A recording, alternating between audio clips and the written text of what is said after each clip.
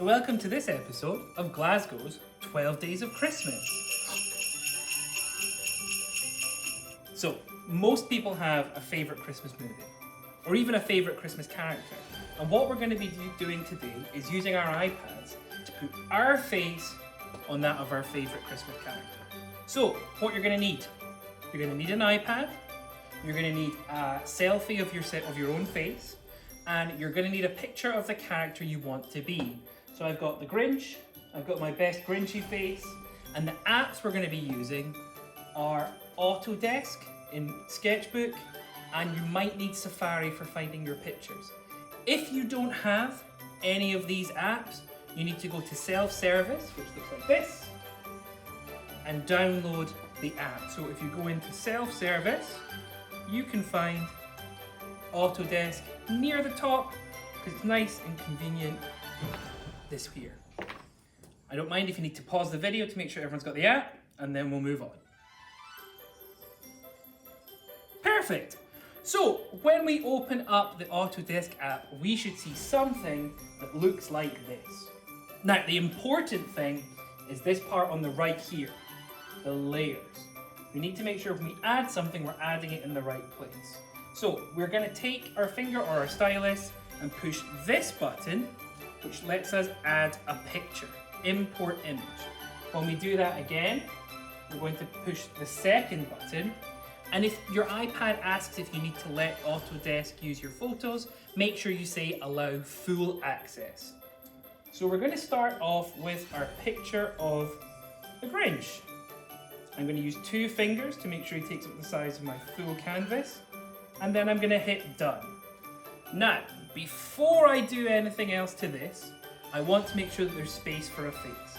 So, I'm going to click on this pencil, and I'm going to pick one of my erasers. And then I'm going to go in, and I'm going to erase the Grinch's face. Now, if you look what's happened here, I've wiped out too much of the picture.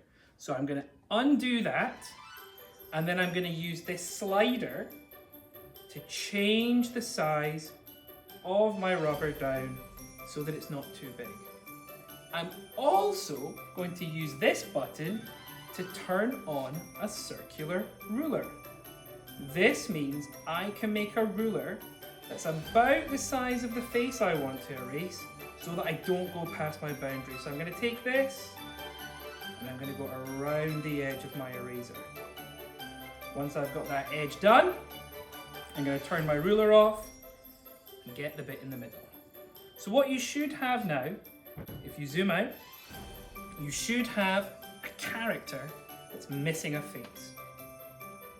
Now, for later, I'm also going to use my selection tool to very, very quickly take away my background by using the magic wand and tapping my background, then my eraser.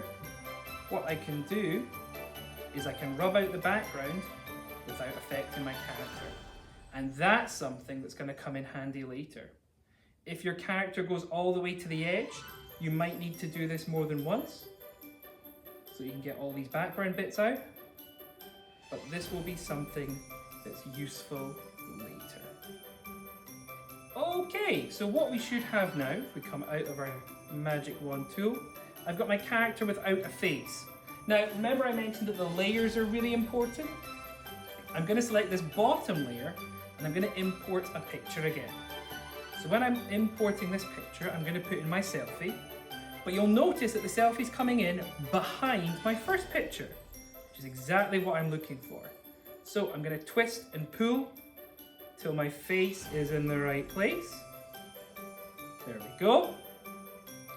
And then using my rubber tool and making sure I've got the right layer selected here, I'm going to rub out the other parts of that image. So I'm rubbing out all the parts that are outside the face of my character. Right here, around here, and there we go. Now, this is pretty good.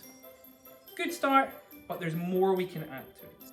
So what I'm going to do is I'm going to take these two layers and I'm going to merge them together by pressing this button. Now, once I've done that, I can take this and I can shrink my Grinch down.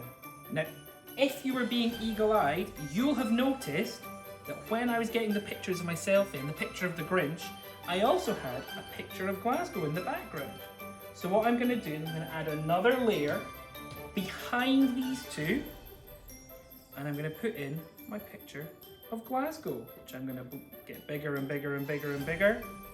Then I can take my sneaky Grinchy self, shrink it down, and there you go. I've got myself as the Grinch sneaking around trying to ruin Glasgow's Christmas. Now, I know what you might be thinking. You must be wondering, but the Grinch is a copyrighted character. What if I want to use my own? Well, you are more than welcome to use your own characters and they'll work just fine. But as a little bonus, I thought I'd show you something cool. So, if you go onto Safari and go onto a website called Bing Image Creator, you can find this by searching on Google. You can log in with your school email address and use AI to create your own Christmas character. So, what I think I'd like is I would like a Christmas ninja holding 2 stockings full of toys jumping. I'm going to tell the AI that I want a blank background because that means I'll be able to add it to the Glasgow City so like I did before. I push the create button.